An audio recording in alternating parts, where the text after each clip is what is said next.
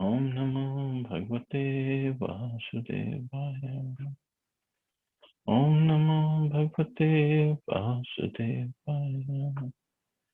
Narayanam Namaskritya Naram Chaiva Narottam Devim Saraswatim Vyasam Tato Jayam Didi Ashtaprayeshu Bhadreshu Nityam Bhagavata Sevaya Bhagavati Uttam Shloke Bhaktir Bhavati Naistiki. Continuing with the discussion on Srimad Bhagavatam, Canto 3, Chapter 16, the two doorkeepers of Vaikuntha, Jay and Vijay cursed by the sages. Text number 12 onwards. So Lord Narayan is speaking to the four Kumaras. Tanme svabhartur vasayam lakshmano yushmadvyatikram gatim pratipatya sadyaha bhuyo mamanti kamitam tadanugrihho me yad kalpatam chirito bhrityor vivasaha. These servants of mine have transgressed you, not knowing the mind of their master. I shall therefore deem it a favor done to me if you order that, although reaping the fruit of it, their transgression, they may return to my presence soon, and the time of their exile from my abode may expire before long. From the statement, we can understand how anxious the Lord is to get his servitor back into Vaikuntha. This incident therefore proves that those who have once entered a Vaikuntha planet can never fall down. The case of Jay and Vijay is not a fall down, it's just an accident. The Lord is always anxious to get such devotees back again to the Vaikuntha planets as soon as possible. It is to be assumed that there is no possibility of misunderstanding between the Lord and the devotees.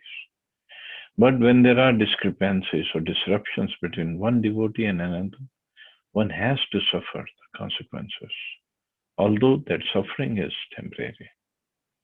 The Lord is so kind to his devotees that he took all the responsibility for the government's offense and requested the sages to give them facilities to return to Vaikuntha as soon as possible. So here the Lord is requesting four Kumaras, the sages, please just do a favor. I mean, they have transgressed you, you have cursed them, but please send them back as soon as possible. And here Prabhupada is saying a wonderful line that Lord, how anxious the Lord is to get his servitor back into Vaikuntha. So the Lord is more anxious for us to go back to Vaikuntha, Golok Vrindavan, whichever root temple planet, then we are anxious to go back. There is a story of Gop Kumar in Brihad Bhagavatamrita. So Gop Kumar, he goes to different planets, and Vaikuntha planets also he goes. But finally he reaches Golok Vrindavan. He was actually trying to go everywhere to test wherever he likes, whatever he likes. But finally he ends up in Golok Vrindavan.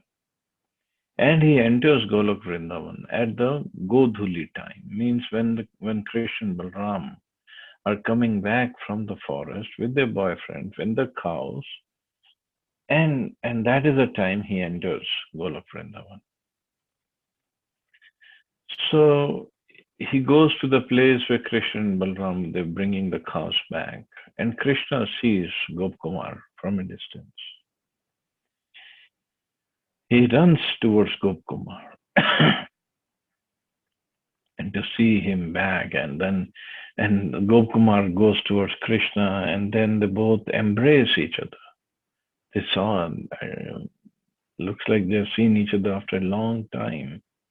And then they embraced each other, they're crying, then the ecstatic love and the ecstatic symptoms, and they both fall down on the ground, embracing each other.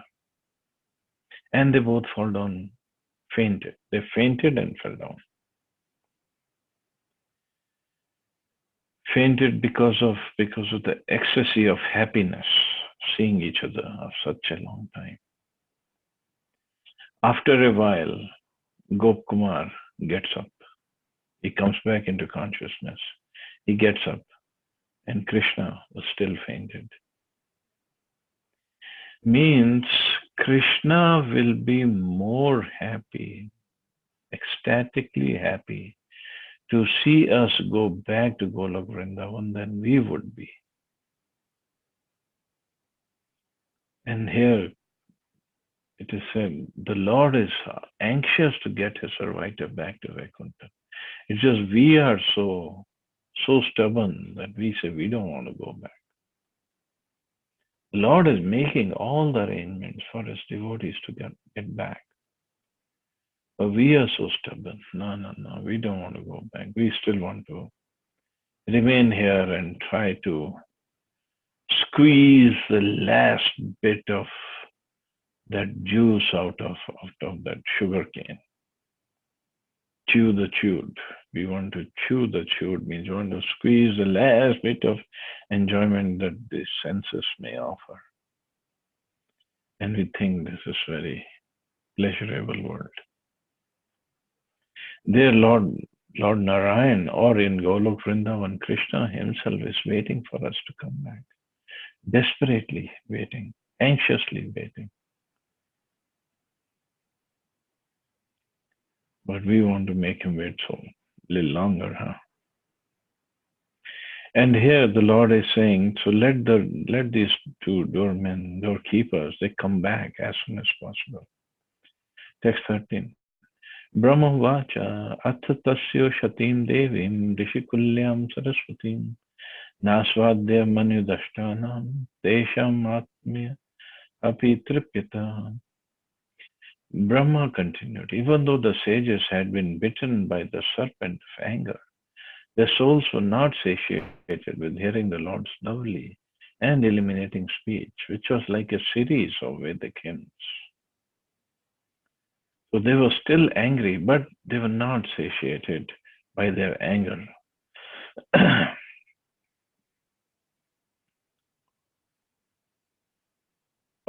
Their souls were not satiated with the hearing the Lord's lovely and illuminating speech.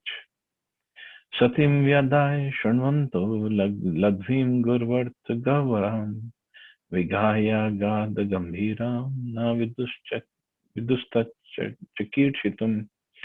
The Lord's excellent speech was difficult to comprehend because of its momentous import and its most profound significance. The sages heard it with wide open ears and pondered it as well, but although hearing, they could not understand what he intended to do. It should be understood that no one can surpass the Supreme Personality of Godhead in speaking. There is no difference between the Supreme Person and his speeches, for he stands on the absolute platform.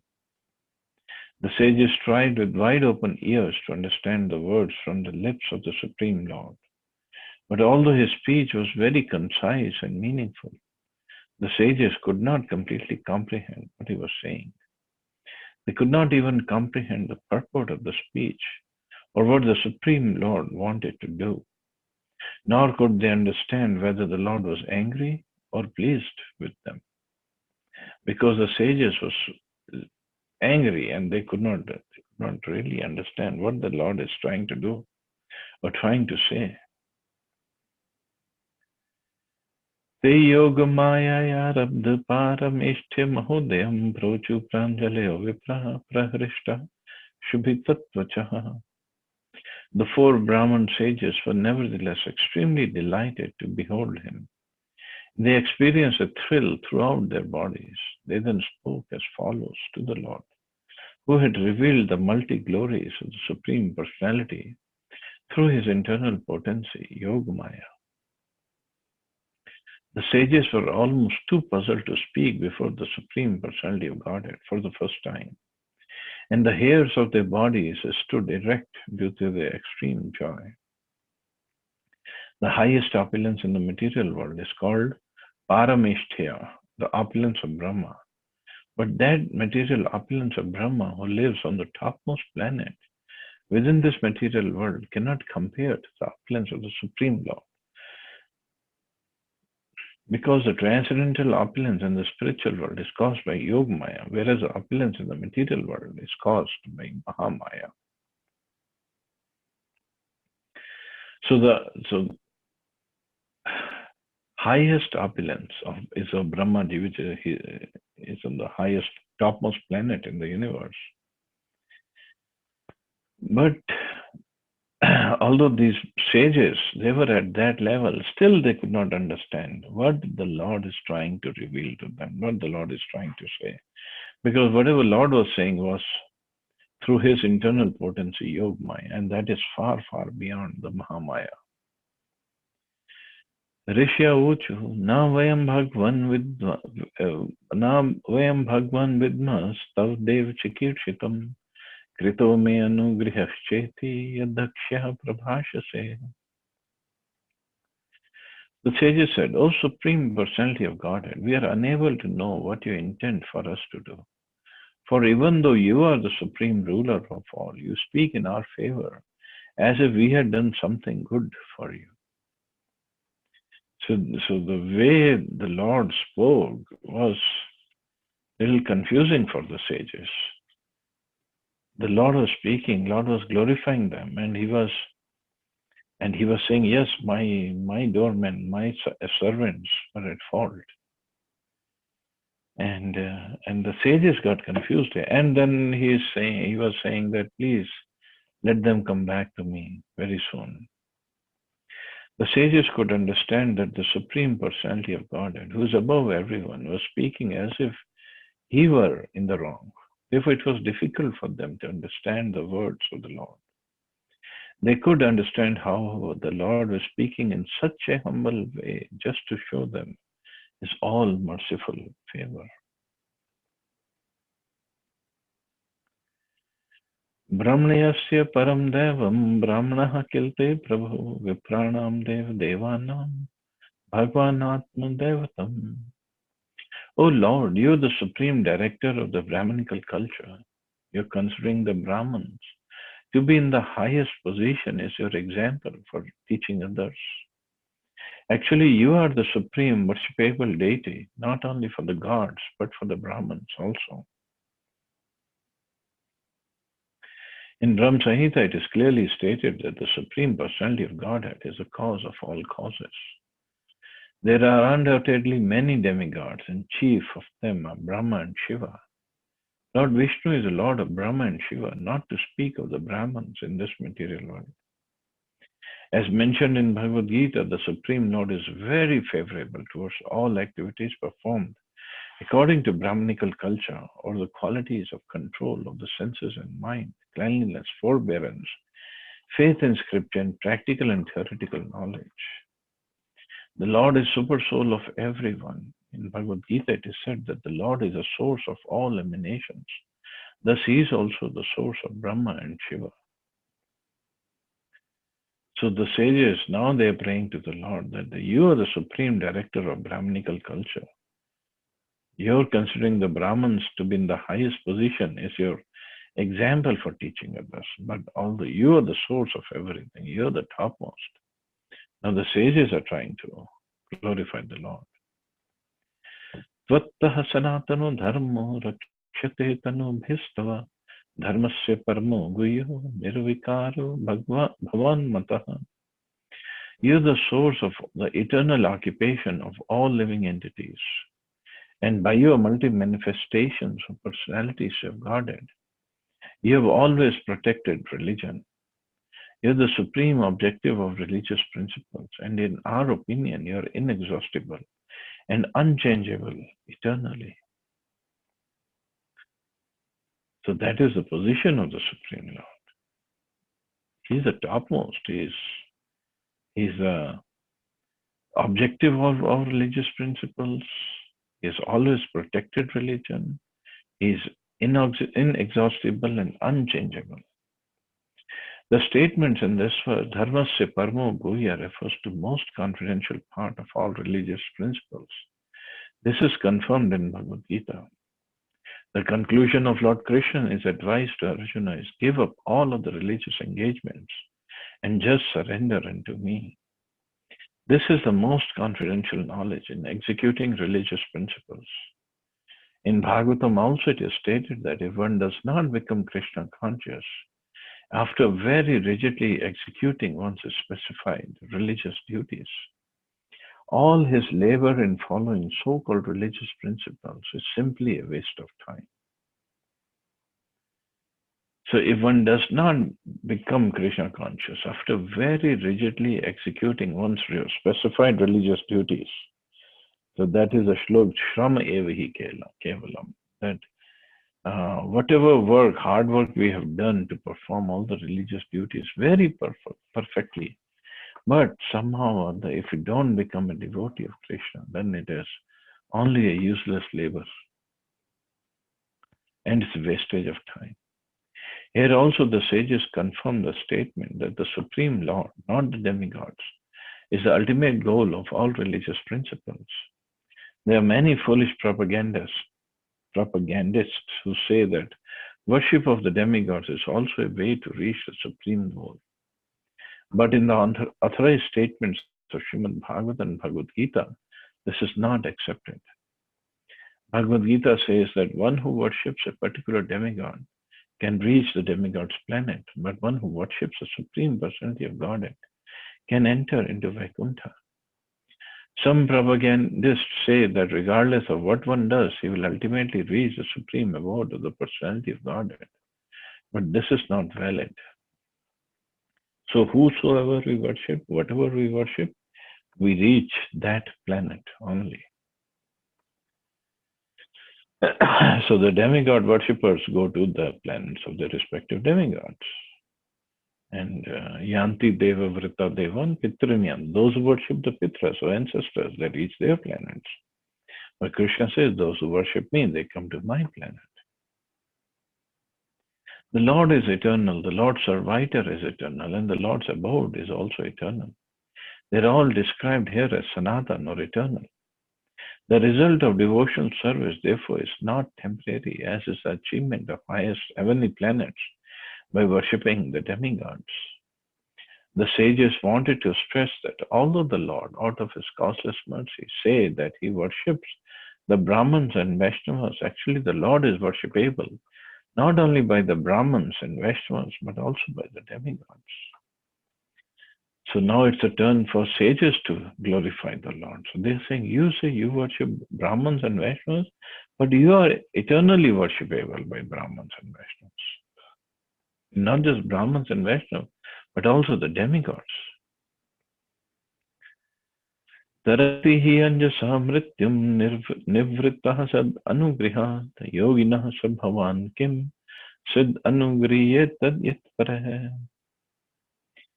Mystics and transcendentalists, by the mercy of the Lord, cross beyond essence by ceasing all material desires. It is not possible, therefore, that the Supreme Lord can be favored by others. Unless one is favored by the Supreme Lord, one cannot cross over the ocean of nescience, of repeated birth and death. Here it is stated that yogis or mystics cross beyond nescience by the mercy of the Supreme Personality of Godhead. There are many kinds of mystics, such as Karma Yogi, Jnana Yogi, Dhyana Yogi, and Bhakti Yogi. The Karmis particularly search after the favor of the demigods. The Jnanis want to become one with the Supreme Absolute Truth, and the Yogis are satisfied simply by partial vision of the Supreme Personality of Godhead, Paramatma, and ultimately by oneness with Him. But the Bhakta, the devotees, want to associate with the Supreme Personality of Godhead eternally and serve Him. It has already been admitted that the Lord is eternal, and those who want the favor of the Supreme Lord perpetually are also eternal. Therefore, yogis here means devotees. With the mercy of the Lord, devotees can easily pass beyond the nescience of birth and death and attain the eternal abode of the Lord. The Lord is therefore not in need of another's favor, because no one is equal to greater than Him. Actually, everyone needs the favor of the Lord for successful understanding of His human mission. So, so the Lord doesn't need anybody's favor, but he, out of his love for his devotees, out of his gratefulness to his devotees for their service, the Lord is saying, I want my these associates back, servants back in the spiritual world. He doesn't need anybody. He doesn't need any of us. He's supremely independent. Swarat. That's what Bhagavatam's first verse is. He's Swarat. He's supremely independent. He doesn't need anybody. But it's out of his love for us, he says, he needs us. He's Atmaram, completely self-satisfied. Just like even in the middle of Ras Leela, he left everybody. He left the gopis, he even left Srimati Radharani. That's his position. But still, he came back. Then afterwards, the gopis were looking for him. And then he said, I just wanted to see your love for me. But also at the same time, he proves to the world he does not need anybody. That's what his 6 opulences. And one opulence is he is completely renounced. Completely. Even though he has beauty, knowledge, fame, strength, opulence means money, but on top of it, he's completely, absolutely renounced. It means he doesn't need any of this and any of us to make him happy. But out of his causeless mercy upon us, he does us a favor by letting us serve him and think that he is dependent upon us. That's nothing but his causeless mercy. That's all.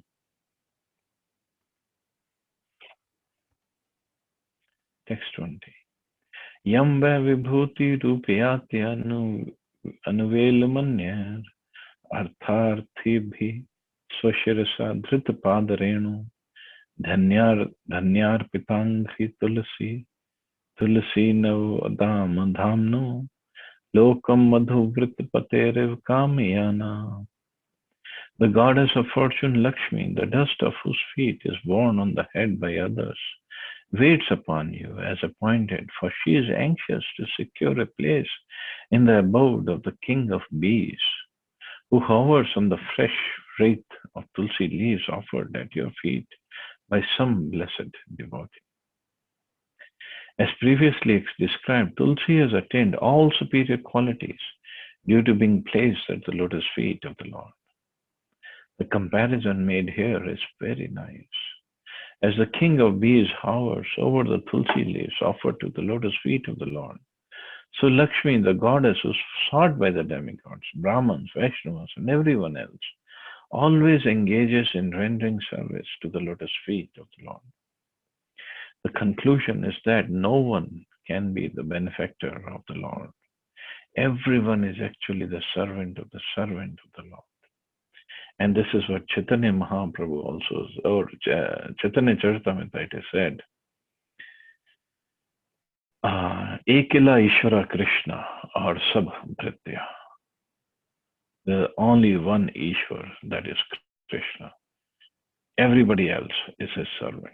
Everybody means all his expansions, incarnations, everybody is his servant. That is the position of Krishna. So the Kumaras, they were surprised. What is the Lord saying to them? As if they have done a big favor to him by cursing Jay and Vijay. But this is the nature of the Lord. This is the characteristic of the Lord. That it was mentioned, he was smiling just like, and his lotus face, it was very calm, peaceful, and he was smiling when he was speaking with the sages. He was not at all agitated or angry. Why these sages? Why they cursed my servants? How dare they did that? So this is the quality of the Lord, that that makes him very lovable, very sweet for his devotees. So we'll stop here. See anybody has any question or comment.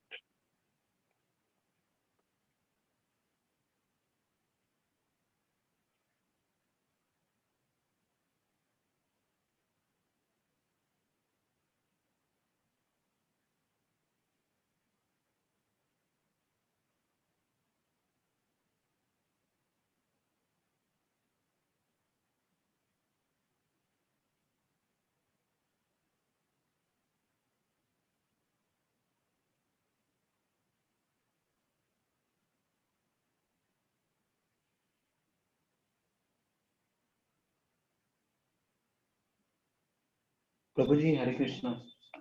Hare Krishna.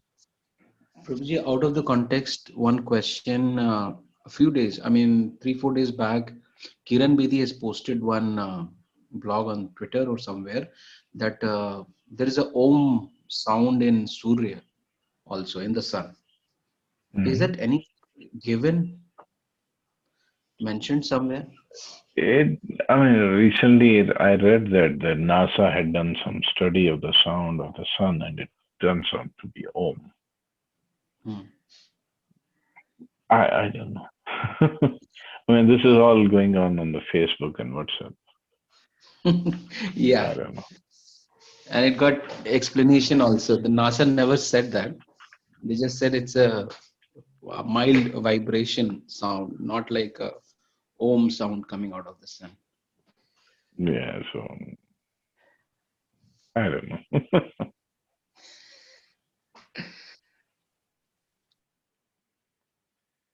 The sun god Vivaswan is always traveling on his chariot, driven by Aruna, his charioteer, and there are like 60,000 sages or some unlimited, it's a huge number of sages.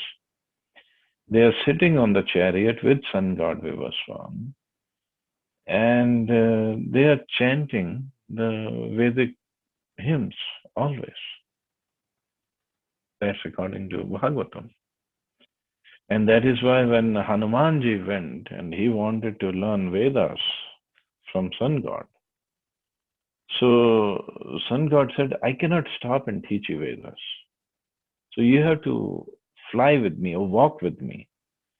So Hanumanji said, okay, I'll face you and walk backwards and I'll still learn all the Vedas from you. So this is how Hanumanji learned from him. Because sun god, he never sleeps. He's always on the move. Yeah.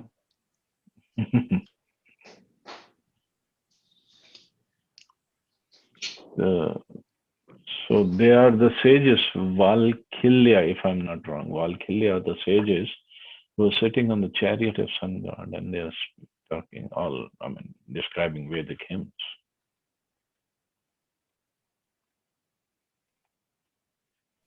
Thank you so much, Prabhuji. Yeah. Thank you, Pranay. Prabhuji, that must be a connection with, what the NASA is saying, that is Om, you know. Well, as Prabhuji said, NASA didn't say Om. There's a vibration. Vibration. And yes, the vibration could be those sages speaking the Vedic hymns. Earth has it already. I mean, that's why it's mentioned also. It's a remedy also for all the lots of diseases. If you keep chanting Om and all Om Namo Narayanan, Om Namah Shivaya, it's Om starting at the beginning, Hmm. the key of it. That And is because the Vedic hymns, this starting with Om, they were supposed to be chanted by Brahmins. When it starts with Om. But Chaitanya Mahaprabhu, he said, just chant Hare Krishna, it is for everybody. So there's a little difference. Even the Hare Krishna Mahamantra, before Mahaprabhu made it popular. It was Om Hare Ram, Ram Ram, Hare Hare, Hare Krishna, Krishna Krishna, Hare Hare. So Mahaprabhu said, because it's Om, starting with Om, only Brahmins can chant. So he reversed it. He said, chant with Hare Krishna, then anybody and everybody can chant. And because of mercy of Mahaprabhu, one gets Krishna Prem by chanting this. Not just to go to Vaikuntha or get his health problem sorted out. One gets Krishna Prem. Huge difference.